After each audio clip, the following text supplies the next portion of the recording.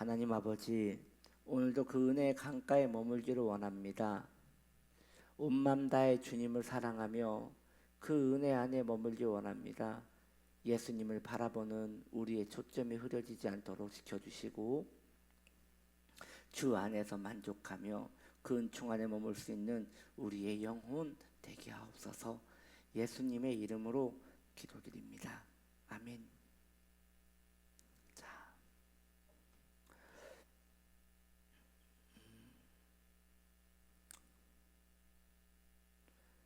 빌립보서 3장 15절.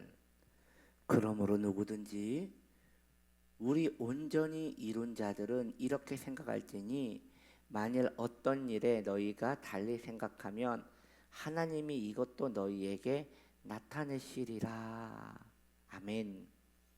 우리 계속 이어서요, 온전히 이룬 자에 대하여 계속 말씀을 이어서 말씀드립니다. 어제 우리는 신앙인이 경계해야 할 것이 행위를 구원과 연결시키는 것에 대해서 우리가 같이 배웠지요. 유대교에 대해서 이야기했어요. 기억나시죠? 즉 유대교의 할례에 대하여 함께 이야기를 했더랬습니다.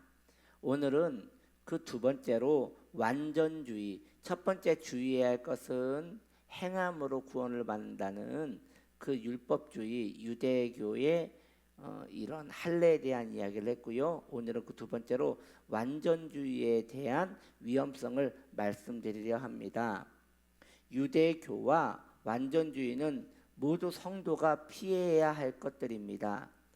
유대교는 인간의 공로로 구원을 받을 수 있다고 믿기 때문에 혈통이나 교육이나 민족 의식을 의지하는 것이에요. 그러나 바울은 이처럼 순전히 육신적이고 육체적인 것들을 단번에 그는 내버렸다고, 분토와 같이 여겼다고 그는 고백하고 있습니다. 우리도 그렇게 해야 하지 않나 싶습니다. 우리도 육체의 것들을 의지하는 위험을 피해야 하며 그리스도인이 영적인 나라의 백성임을 기억해야 할 것입니다. 땅의 일이 아니라 하늘의 일을 생각해야 하늘의 일에 전념할 수 있는 것입니다. 이처럼 유대교가 한 가지 위험성이라면 또 한 가지의 위험한 오류는 뭐라고 했지요? 완전주의입니다. 완전주의에는 이른바 도덕 폐기론이라는 말이 항상 따라와요.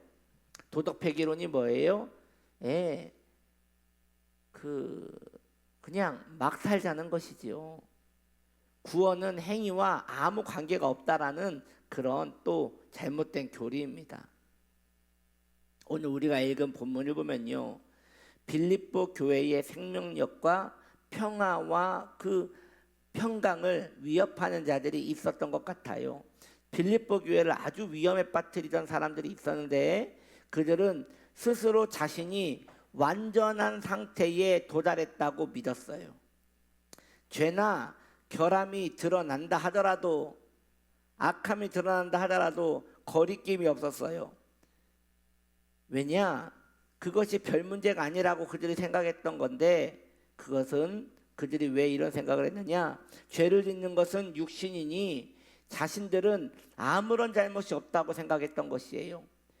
어차피 천국 갈 때 육신은 버리고 가는 것이니 육신으로 이 땅에서 죄 짓는 것은 구원과 아무 관계도 없다고 생각했던 잘못된 교리의 사람들이 빌립보 교회 속에 있어서 그 소수의 사람들이 교회를 오염시키고 교회를 타락시키고 또 새로운 신자들의 마음을 어렵게 했더라는 것이지요.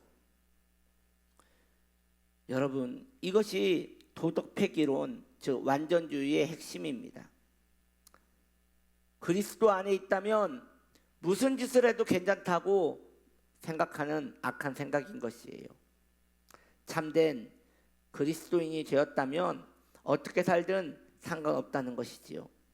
여러분 맞습니까? 교회 가운데 그런 분들이 있어요. 그래서 죄에 대하여 예민하지 않아요. 왜냐? 자신이 이미 구원받았기 때문에 좀 작은 죄를 지어도 구원과 아무 문제가 없다는 것이지요. 그러나 바울은 그러한 주장을 하는 사람들에게 한 가지 사실을 분명히 경고하며 알려주고 있어요. 오늘 본문이 이렇게 말하고 있지요. 그러므로 누구든지 우리 온전히 이룬 자들은 이렇게 생각할지니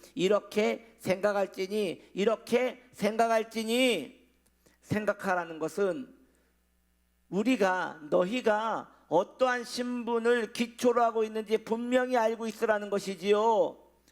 너희의 기초가 무엇이냐? 우리의 기초가 무엇이냐? 예수 믿는 사람의 기초가 무엇이냐? 너희의 신분을 기억하라. 너희가 예수 믿는다는 것은 이건 신분이다. 그냥 막 사는 것이 아니라 책임을 지고 살아가야 할 신분이다 라고 말하는 것이지요. 즉 달려가라. 주저앉아 쉬지 말아라.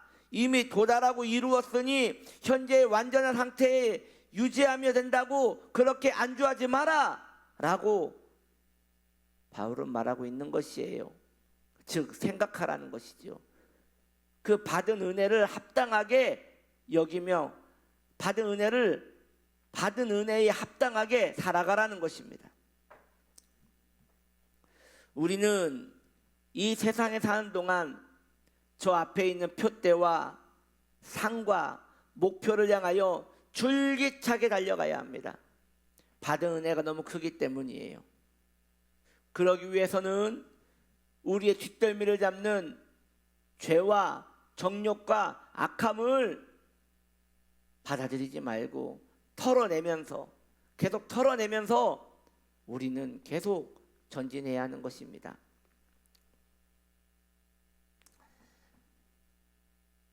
이 여름날에 저녁에 밖에 있으면요, 모기들이 계속 다가와요. 털어내도 또 오고 털어내도 또 와요. 그럼 어떻게 해야 돼요? 가만히 있으면 돼요? 아유, 털어내도 또 오는데 뭐 어떡해. 털어내도 저 모기들은 끝까지 올 텐데 배부르면 가겠지 하고 그냥 가만히 있어요? 아니에요. 끝까지 저항해야죠. 끝까지. 왜냐? 그 후유증이 너무 크잖아요. 나중에 간지럽고 요즘 말라리아도 위험하다고 하는데 위험하잖아요. 계속 털어내고 모기 기피제 같은 것도 뿌리고 또 모기가 없는 곳으로 피하고 뭐 그렇게 해야 한단 말이죠. 아니면 긴팔을 입던지 그래야 한단 말이죠.